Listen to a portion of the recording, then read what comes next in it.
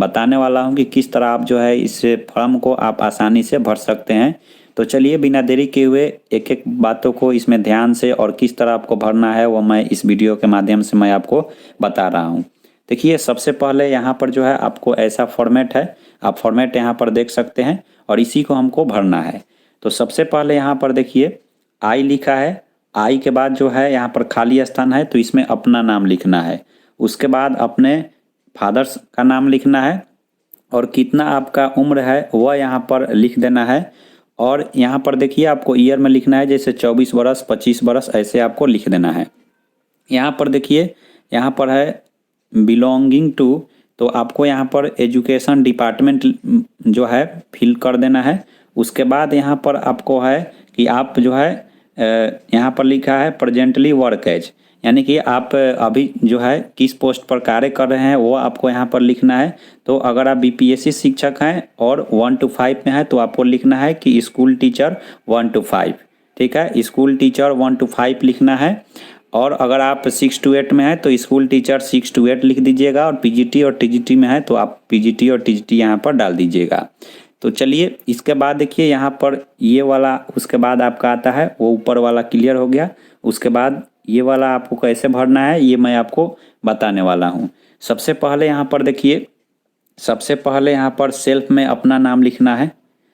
Spouse name में मतलब कि आपका पत्नी का नाम लिखना है। अगर आपकी पत्नी है तो उनका नाम दीजिए और नहीं है तो यहाँ पर अनमैरिड लिख दीजिए, ठीक है। उसके बाद डिपेंडेंट नेम लिखना है। अगर आपके कोई पुत्र है तो उनका नाम दे सकते हैं। अगर आपकी शादी नहीं हुई है तो अपने फादर या मदर का नाम दे सकते हैं। यहाँ पर फादर का नाम दीजिए और यहाँ पर मदर का नाम दीजिए, ठीक है। उसके बाद देखिए यहाँ पर जो है आप छोड़ भी सकते हैं। यहाँ पर पूछा गया है फर्स्ट में, यहाँ पर आप अपना नाम डालना है, आपको अपना नाम डालना है।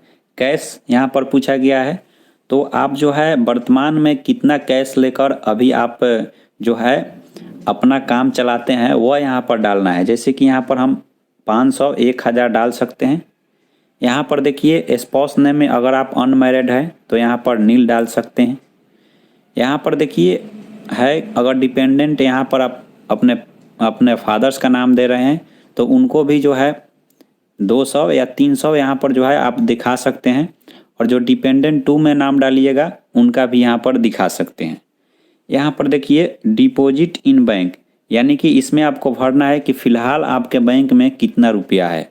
तो जो भी है 10,000 50,000 जो भी है वो यहाँ पर आपको रुपया में लिख देना है, ठीक है। जैसे 10,000 है तो 10,000 हमने लिख दिया। स्पाउस नेम यानी पत्नी का नाम अगर आप लिखे हैं तो यहाँ पर दीजिए, नहीं तो आपको जो है नील यहाँ पर कर देना है। उसी प्रकार यहाँ पर फादर्स का नाम अगर दिए हैं तो आपको जो है जितना भी है उनके अकाउंट में यहाँ पर लिख देना है और मदर में यहाँ पर लिख देना है। उसके बाद जो यहाँ पर खाली बच जा रहा है डिपेंडेंट 3 में उसको नील कर देना है। देखिए उसके बाद यहाँ पर है 3 नंबर, ये है आपको बॉन्ड्स, यानी कि अगर आपको जो है कोई बॉन्ड्स है या कोई कंपनी में शेयर है तो यहाँ पर आप उसके जानकारी दे सकते हैं। नहीं तो इसको जो है आप नील कर सकते हैं, नील ऐसे लिख सकते हैं NILL, सब में जो है नील कर सकते हैं। अगर यहाँ पर महत्वपूर्ण बात हो जाता है कि LIC, तो यहाँ पर LIC अगर आपके पास है तो उसका यहाँ पर डिटेल्स दीजिए। अगर आपके पास है तो अपना यहाँ डिटेल्स दीजिए और यहाँ पर पत्नी का है तो पत्नी का है तो दीजिए, नहीं तो यहाँ पर नील कीजिए। पिता के नाम पर है तो दीजिए, नहीं तो नील कर दीजिए, ठीक है। उसके बाद देखिए यहाँ पर मोटर व्हीकल्स यहाँ पर दिया है तो यहाँ पर देख लेते हैं। सबसे पहले तो देखिए मोटर अगर आपके नाम पर कोई बाइक है तो यहाँ पर उसका बाइक का नाम और उसका जो है नंबर जैसे होता है BR करके ऐसे ऐसे आपको दे देना है। अगर आपके पत्नी के नाम पर बाइक है तो यहाँ पर आप दे सकते हैं। अनमैरिड है तो इसको नील कीजिए। पिता के नाम पर कोई बाइक है तो उसका डिटेल्स यहाँ पर भरिए, नहीं तो नील कर दीजिए। यहाँ पर आता है ज्वेलरी। देखिए यहाँ पर जो है अगर आपके नाम पर कोई गहना है तो यहाँ पर दे सकते हैं, जैसे 10 ग्राम 5 ग्राम जो भी है वो यहाँ पर आप जो है भर सकते हैं, ठीक है, नहीं तो नील कर सकते हैं। यहाँ पर आपको जो है यहाँ पर बिल्कुल यहाँ पर कुछ नहीं भरना है, यहाँ पर नील आप कर सकते हैं। इसके बाद ये सब भरने के बाद आपका यहाँ से फिर से जो है आपको देना है तो यहाँ पर देखिए, यहाँ पर जिस तरह ऊपर आप सेल्फ में अपना नाम लिखे हैं वो नाम लिख दीजिएगा, स्पाउस नेम। अगर आपका शादी हो गया है तो पत्नी का नाम दीजिए, नहीं तो अनमैरिड लिख दीजिए। डिपेंडेंट में अपना फादर्स का नाम दीजिए या मदर्स का नाम दीजिए। यहाँ पर एग्रीकल्चर लैंड पूछा है, तो अगर आपके नाम से ज़मीन है तो इसका यहाँ पर जो है सर्वे नंबर दीजिए। करेंट मार्केट वैल्यू कितना है उसका यहाँ पर दीजिए डिटेल्स। उसके बाद पत्नी के नाम पर है तो उनको भी यहाँ पर देना है सर्वे नंबर उस ज़मीन का। और जो पापा के नाम पर या पिता के नाम पर ज़मीन है तो यहाँ पर आप दे सकते हैं। नॉन एग्रीकल्चर लैंड यानी कि कोई बिजनेस करने के माध्यम से लिया गया अगर भूमि है तो उसका भी यहाँ पर डिटेल्स आपको देना है यहाँ पर, नहीं तो नील कर सकते हैं अगर नहीं है तो। बिल्डिंग में यहाँ पर आप जो है यहाँ पर आपको डोर नंबर देना है बिल्डिंग में, और नहीं है तो नील कर सकते हैं। और यहाँ पर देखिए सबसे महत्वपूर्ण हो जाता है यहाँ आपको हाउस। तो चलिए हाउस में आपको क्या भरना है ये मैं आपको बताता हूँ। तो यहाँ पर आप जो है हाउस वाले सेक्शन में अगर आप ज्वाइंट फैमिली में रह रहे हैं तो आपको है joint family in paternal house, ऐसे जो है आपको लिख देना है। यहाँ पर देख सकते हैं जिस तरह यहाँ पर लिखा गया है।